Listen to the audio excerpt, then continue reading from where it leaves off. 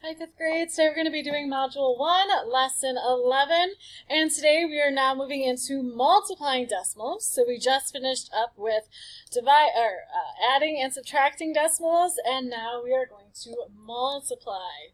So for this lesson, what you should have out on your desk is a pencil, your Chromebook so you can watch this video, and you should also have the Lesson 11 notes printouts that I gave to you as well. For all the problems in this video, you'll just need to follow along on this piece of notes. So follow along with this, and you should be fine. So for this lesson, what we're going to do is we're going to take number sentences like these, and we're going to solve them using place value charts and with area models later on in this lesson. But we're going to be thinking about these multiplication problems in different ways. So instead of saying this is 3 times 2/10, I'm going to actually think about this instead as 3 copies of 2/10. And I'm going to show you with this place value chart what I mean by this.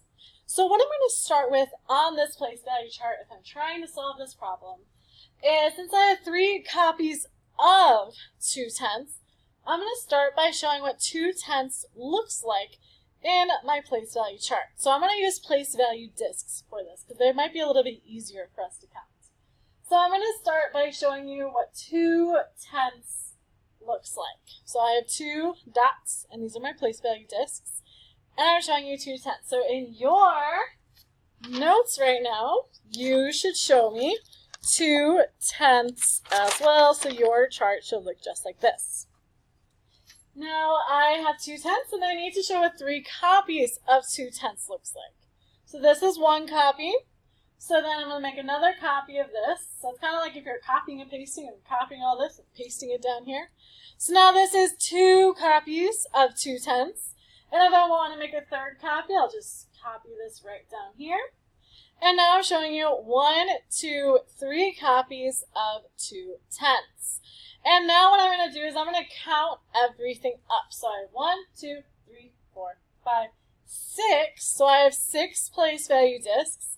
And since these 6 discs are in my 10th place, that means that my final answer is 1, 2, 3, 4, 5, 6 tenths.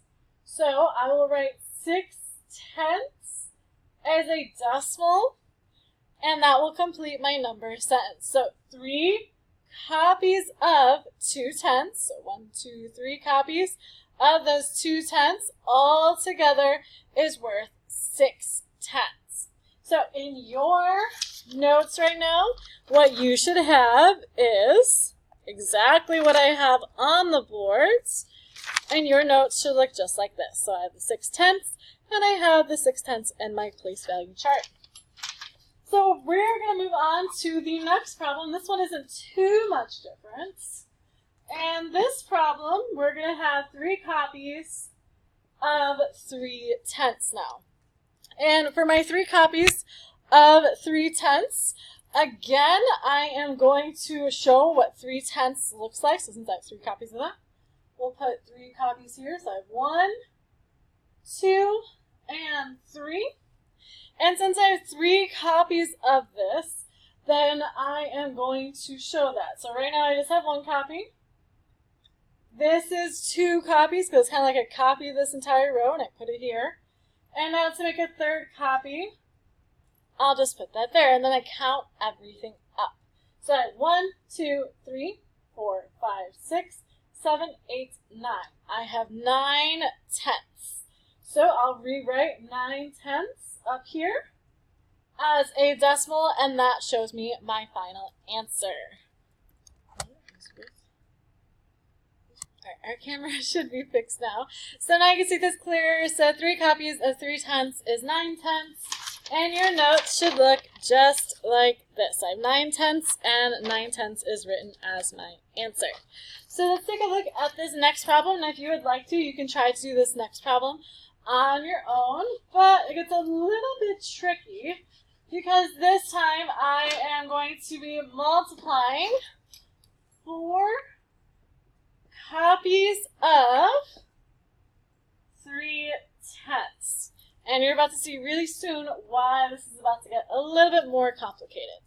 So since I have 4 copies of 3/10, I'm going to first start by just showing 3/10. So that's my first copy of 3/10. Then I'll do my second copy of 3/10, my third copy of 3/10, and you should be showing this in your notes as well. And finally, my fourth copy of 3/10. So when I go to write my answer, I have 1, 2, 3, 4, 5, 6, 7, 8, 9, 10, 11, 12 tenths. So to show this correctly on my place value charts, I need to regroup because I can't have 12 tenths. I need to regroup over into my ones. So remember, every 10 tenths makes up 1 whole. So I'm going to draw kind of like a little bubble around 10 tenths. There's 9 and then there's 10. And I'm going to draw a little arrow showing them moving over into the ones place. And you should show this on your place value chart as well. So my 10 tenths are going to become 1, 1. And I'll put a dot here showing that my 10 tenths became 1, 1. Now what I am left with is 1, 1 and 2 tenths. Nothing needs to happen with those 2 tenths. They don't need to change or go anywhere. And now I can write my final answer of 1, 1, and, because we should have a decimal in between my ones and my tenths, 1, 1, and 2 tenths. So I have my 2 dots left over here, and that will be my final answer for this problem. And again, in your notes, you should be showing exactly that. So everything I have up on the board should also be in your notes. Now for this next problem, this is where it gets really, really tricky. So the place value charts are fairly simple, but when I get into more difficult problems, like for example, if I want to do 8 copies of, let's try like 9.25, if I'm trying to draw a place value chart for that, there's going to be a lot of dots. And I don't have the time to regroup all those dots, and it can get very, very confusing. So we use a different strategy to help us out with this. So I'm going to erase this part, and we're going to think about those area models from 4th grades, and we're going to use those to help us out with our bigger problems today. So, for example, in this problem I have 2 copies of 43 hundredths. And for this problem, I'm going to be creating something called an area model. So right now you're following along with question number 4 on the back, and everything I do, you're going to fill in along with me. So area models start off by just being kind of a big rectangle looking shape, and they're divided up based on the amount of place values over here. So I have 2 place values going on over here. And a lot of these spots need to be filled in with certain pieces of information. So your place value chart looks something like mine right now. And what we're going to do is we're going to fill in our place value charts. So this first number in my multiplication problem, this number always, always, always is the number that goes on the side of my area model. So whatever this first number is, it goes on the side. So this 2 will go on the side here. And then I look at my first place value that has a number other than 0. So I don't really care about the 0 ones. I don't really need to do much with that because my answer would just be 0. But this 4 is important. So what I'm going to do is I'm going to write 4 tenths at the top. And what you should do is this empty spot right here, you should write the numeral 4 in that spot. So I have 4 tenths plus, so it's kind of like we're doing the expanded form of this number right here, 3, and this 3 is in my hundredths place. So then I will write 3 hundredths right here. So what I did is I took this numeral, put it here. I took this number, this decimal, in standard form, and I basically put it in expanded form, and I'm showing you the unit. So it's like I'm breaking apart this problem so you eventually can see all of the parts to this multiplication problem. Then what I'm going to do is I'm going to take each of the numbers here and here, and I'm going to multiply them. So this number over here is always going to be multiplied by the number up here and the number up here. So we're first going to start off with 2 times 4. And that answer goes here. And you can use your fingers to help yourself out like I do. So 2 and 4, bring them together. That's where my answer goes. So 2 times 4 is 8. But it's not just the number 8. It is 8 tenths. So I bring down my units so that I'm showing you 8 tenths. And then I'm going to take my fingers, 300ths and 2. Bring them together. That's where my answer goes. And now I have 2 times 3, which is 6. That's not just the number 6. It's 6 hundredths. And then, I know there's a lot of steps to this, but the next part is I'm going to take this 8 tenths, and I'm going to write 8 tenths in standard form down here. So 8 tenths is rewritten like 0.8, just like that. And then 6 hundredths, we would write that like that. So far your spots should be filled in just like my chart is filled in up here. And then the only thing that I have left to do is I need to add up these 2 decimals down here. If you need to, you can do this work off to the sides. It is just like the lesson we just learned about, adding and subtracting decimals. And when I add all this up together, I am left with 86 hundredths as my final answer. And that's what we need to do to solve this problem. So there are a lot of steps, so we're going to get a lot of practice with that today. Please make sure you have all this written down, and then we're going to move on to the next problem. So for this next problem, we're now moving into the thousandths place. And since I'm moving into the thousandths place, I need a larger area model. So my problem for this one is 2 times 423 thousandths. Now since I have 423 thousandths, there's 3 numbers right here. I need to have 3 boxes basically in my area model.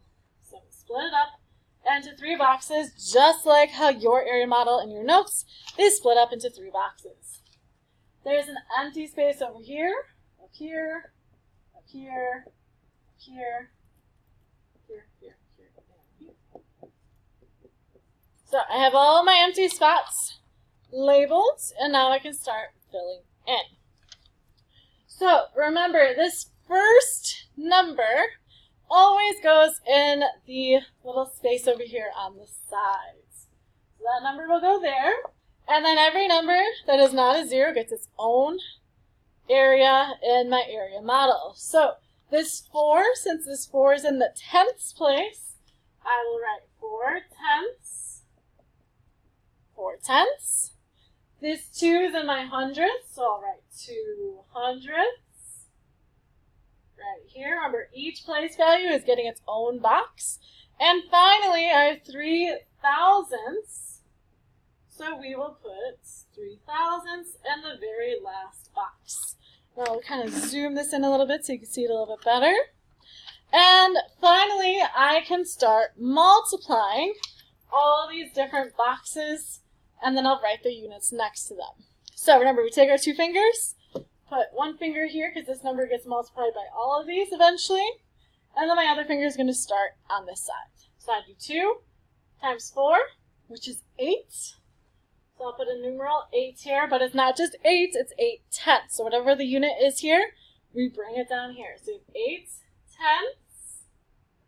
And then I do my fingers again. So 2, 2. 2 times 2 is 4. So I have 4 hundredths. Then I have 2 and 3, so 2 times 3 is 6 thousandths. And now I need to write all of these numbers that are in unit form. I need to write all of them in standard form and then add them up. So 8 tenths, we would rewrite that as 0.8. Then 400ths, I would write that as 0.04. And then finally 6,000ths, we would go 0.006. Now it might be kind of difficult for you to add these all up in your heads. So if you would like to stack them all up and add them, just like we did in the lessons before, you can do that. And this is what it would look like stacked up. And when I add everything together, I'm left with 846 thousandths. And that would be my final answer for this problem. So I write that up here on the line. Make sure that everything I'm writing down in this area model, you're also writing it down in your area model, so you have examples to look back at when you go to try this on your own. After this problem, we're going to be doing one more problem together, and then you have 3 problems you're going to be trying out all on your own. So let's erase this, and I'm going to try and keep as much as I can of this area model, because again, we're going to be multiplying a number into the thousands place. So I need 3 boxes. All right, so for this problem, we have 4 times 423 thousandths, just like this. And in my area model, I'll have these blanks kind of written in to remind myself that these spots need to be filled in. And your area models and your notes should all have all these empty spots, and you're just getting ready to fill those in. So this 4 right here, remember this first number is always the number that goes on the sides. So I put a 4 right here. And then I have 4/10. So my 4/10 goes in my very first spot. So I'll write that in unit form. 4/10. Then I have 200ths next. So I put my 200ths here. And then I have finally 3 thousandths, so I put the 3 thousandths over here. Now this problem is very similar to the last problem that we just did. The only difference is I'm now multiplying by 4 instead of by 2, so I'm going to get different answers in these boxes. So let's start off by doing 4 times 4. Bring it together. 4 times 4 is 16. So my answer in this box is 16/10. So fill in 16/10 right here. 16/10. And then in my next box, again, I do 4 and 2. Bring them together, and I get 4 times 2 is 8. So I have 800ths. And finally, I have 4 times 3, which is 12 thousandths. And after that, I now need to write all these numbers that are in unit form in standard form on this bottom row. So 16/10, I can rewrite 16/10 as 1 6/10, because remember that 6 needs to be in the tenths place. Then for 800ths, I would rewrite that as 0.08. And then finally, my 12 thousandths, I would rewrite that as 0.012, because this 2 should be in the thousandths place. And this is where it gets really important that we know how to stack up our numbers to add them up. So I'll start with 1 6/10. Then we have 0 and 800ths. And finally, we have 12 thousandths. So remember, any spots that don't have a number in them or can just be filled in with a 0, my decimals should be lined up and my place values should be lined up, which they are right now. So we can add up everything to get our final answer, which is 1 692 thousandths. If you want to, there's also this spot near the bottom, and you can fill that in with the final answer and also at the top.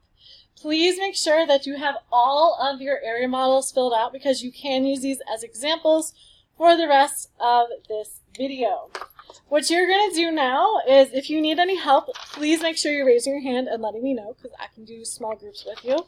But you are going to do the You Try section on the back. There are 3 problems that you're going to be answering, and all of these ask you to use an area model to solve them. Please check in with me after you think you have your answers. And again, if you need that extra help, please let me know. You guys did a great job today. Keep up the hard work, and make sure you check in with me after you're done with these 3 problems.